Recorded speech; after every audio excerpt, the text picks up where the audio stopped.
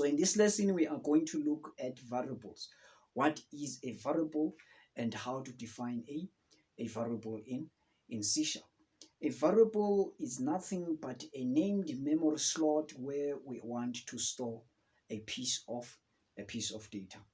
A named memory slot with a type which specifies the type of data that we are going to store into that memory slot, where we are going to store the data. Does that make sense? So basically, there are three properties of a variable. It's the name that you assign to that variable, which is going to be used to access the data which is stored within that memory slot.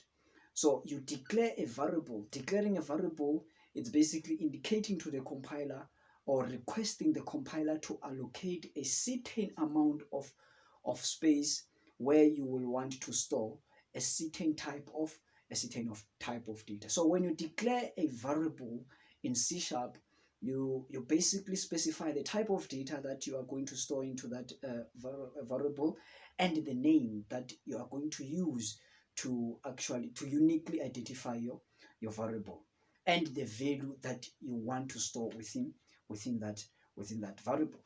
So a variable, we say it's a named memory slot. Variable is a named memory slot. Variable is a named memory slot. The named memory slot with a type.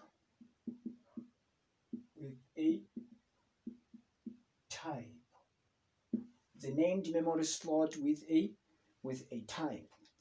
So how do you declare a variable in C#? Said declaring a variable, it's basically requesting the compiler to allocate a certain amount of space where you want to store a data.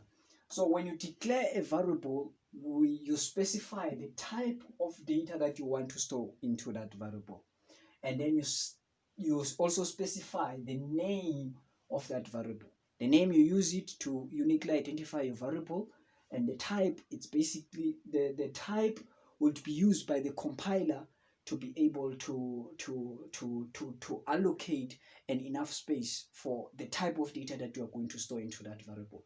So the compiler allocates a certain amount of space depending on the type of data that you would want to store. For example, if you declare a variable of type integer and then you named it number, what the compiler is going to do, it's going to use this as its reference to actually tell the amount of space to allocate for this variable, and then it's going to name that memory slot. Does that make sense? Because the type we said, it's basically the definition of the presentation of the type of data that your application processes. So int here, in this case, it's a type. That means it's a definition of the presentation of integers. So within that definition of the presentation of integers, one of the properties include the maximum value, the accepted minimum value of integers, and the accepted maximum value of integers. So that means if you declare a variable of type int, and then you assign a value that is not within the range, that is not within the accepted minimum value of integers and the maximum value of integers, then the compiler is going to throw you with an error. So when you declare a variable, then the compiler is also able to restrict the type of operations that you can perform onto that variable. For example, if you declare a variable of type int like this, then the compiler is going to allow you to perform mathematical operations onto this variable. But on the other hand, if you declare a variable of type string, let's say name, then the compiler will not allow you to do what? To perform mathematical operations onto this variable. Why? Because you cannot You cannot do mathematical operations on letters. Does that make sense? So now, depending on the type of data, on the type of your variable, the compiler is able to restrict the type of operations that you can perform with that variable, or the type of operation where that variable can be included. And it's also able to allocate an enough space and enough space to store the type of data that you want to store into that variable. It makes use of the type that you specify to be able to tell the amount of space to allocate and to restrict the type of operations that you can perform onto your variable. Does that make sense? That's basically that's all I can say about with regards to variable. So now let's look at the two types of variables in C# or in .NET in general. So there are basically only two types of variables in C#. Ne? So under these two types of variable, we have numerous categories of variables. So what are these two types of variables? We've got value type variables, and reference type variables. So these are the only types of variables. But under value type variables, we've got two different types of value type variables, and under reference type variables, we've got three different types of reference type variables. So before we go into these types under these type of variables, let's first look at the difference between these two. The difference is basically in where the location where a memory is going to be allocated when you declare variables of these types. Does that make sense? For example, let's say we declare a variable with value type variables. Okay, you must fix yourself, my friend. With value type variables, so what we say, we're trying to answer the question, what's the difference between the two? We say the difference is in where memory it's going to be allocated when you declare variables of these types. Does that make sense? So there are basically two types of memory, the stack memory and the heap memory. So what's the difference between the two? Before we tell the difference between these two types of variables, let's look at the difference between these two types of memories. Stack memory, it's basically where you store your local variables. And this type of memory, it's automatically managed by the operating system that will be executing your application. Does that make sense? With heap memory, on the other side, is where you store the reference type variable, the data that is stored within the reference type variables. Does that make sense? So the heap memory is basically you are the one who's responsible of managing this type of memory. So that means you are when you declare a variable of type reference type, the compiler is going to allocate memory on this type of memory for you and store the data in that type of memory. But then when you are done working with that data, you have the responsibility of doing what? Of making sure that you reclaim that memory which was used by the data, which basically was used to store the data that your application is processing. What am I saying? I say when you declare a variable of reference type variable, what is going to happen, the compiler is going to allocate you the memory on this type of memory, on the heap memory, and then it's going to store your data into that memory. And then you work on that data, you process it, you finish working with that data, and when you are done working with that data, the data remains into that memory. That means the memory is still allocated there. So you have the responsibility, when you are done working with your data, you have the responsibility of doing what? Of reclaiming that memory, of deleting all the data that is stored within that memory. You only delete the data that you are done processing. When you are done working with the data, that is stored on your heap memory, you have to make sure that you reclaim that memory. Thanks God, when you are writing application targeting the .NET framework, you do not have to do that. But when you are writing unmanaged code in languages such as C++, and other programming languages such as the C, you have the responsibility of ensuring that you reclaim the memory after you are done working with your data. Otherwise, if you don't do that, what your application is going to do is going to experience performance bottlenecks. Your application is going to experience performance bottlenecks because you will have a lot of data that is allocated by your application. That is allocated by your application, an unnecessary lot of data that is allocated by your application, and therefore that will result into performance bottlenecks.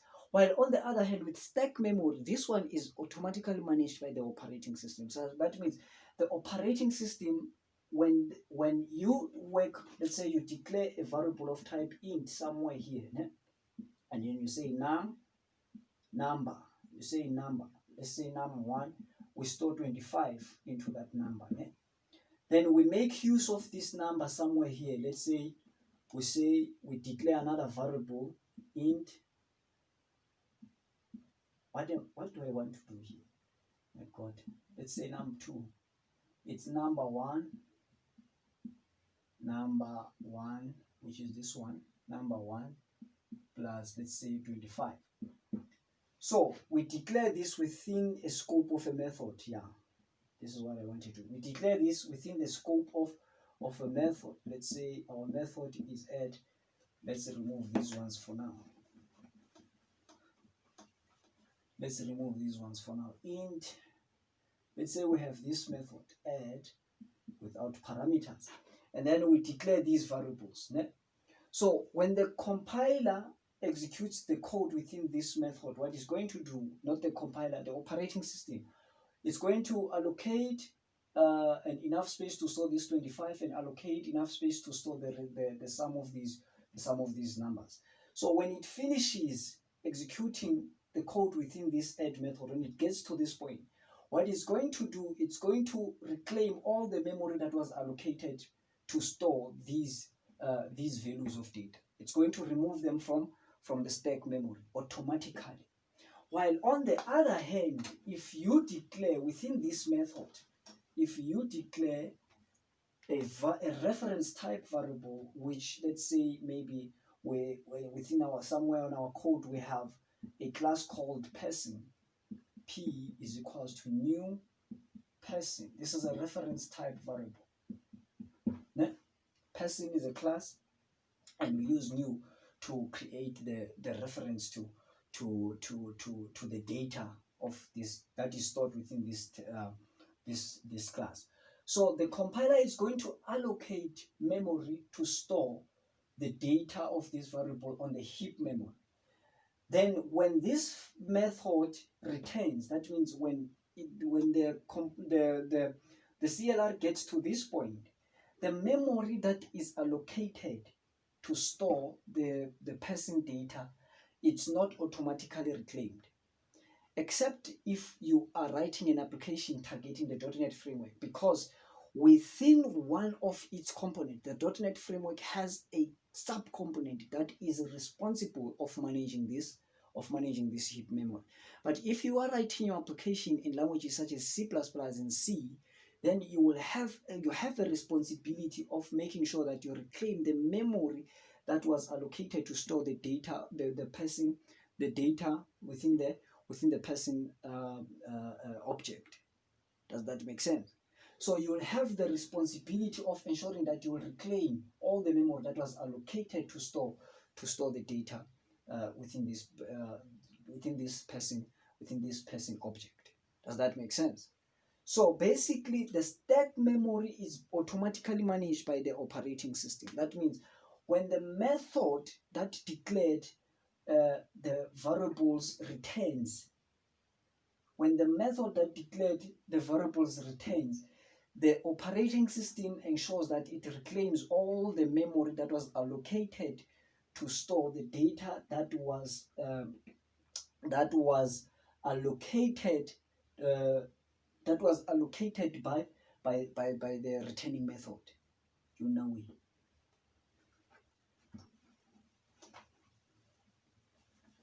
Cool.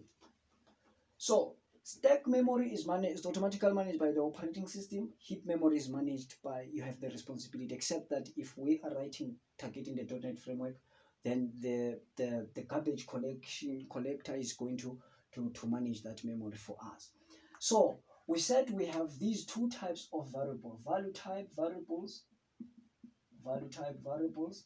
and reference type variables. Now, we said, what's the difference between the two? The difference between these two types of variable is that the data with value type variables, the data is directly stored within the variable itself. Does that make sense?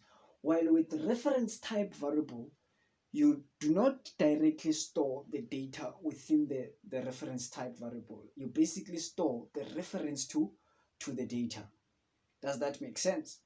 Let's make an example. And value type variables are allocated on the stack memory, while reference type variable are allocated on the heap memory. Just always remember that. Cool. So now we say value type variables store their data directly within them, and the reference type variable do not store their data directly to them. You store the reference to the data. So let's start with the reference type variable in this instance. Once again, we come back to this. Let's say we declare we have a person type. We have a person class. So now we declare this person. We create this reference type variable. Cool. So here what we are doing is basically create an object of person. We are creating an object of person. Does that make sense? So this P is a reference. It's a reference. It stores the reference to the data, which is stored to the person data. So now here's what happens. We have got a stack memory somewhere here, and we have the reference, the heap memory here. We have the heap memory. So when you declare a variable, so P is going to be here. P is here. This variable is going to be here. But what is stored within this variable, it's not the data of the person. So let's say the person defines stuff such as the age of the person. We have the age, which will be 25 years. Let's say also the what else can we define for the person? Let's say first name. Other property is the first name. So this is the data that is contained within this person type. Within this person type. So that's the data that is contained by this person object. So this data, it's going to be on the heap memory. Age is equals to 25. This is going to be allocated on the heap memory. First name also on the heap memory. Now there has to be a reference to this object that is containing this data, and we store the reference to that data. Does that make sense? So P is the reference to the data. So we did not directly store the data into P. We stored the reference to that data. So this makes it possible to be able to have two variables, two reference variables referencing exactly the same time. So therefore, when you do operations on one reference variable, it also affects the other variable because they are referencing to exactly the same data. With value type variables, on the other hand, that is impossible because each and every value type variables within your program, it's going to have its own copy of the data that you assigned to it. Does that make sense? With value type variables, when you declare a variable like this one, integer num1 is equals to 25, what is going to happen is that we're going to have a variable here called num1, which will be equal to 25.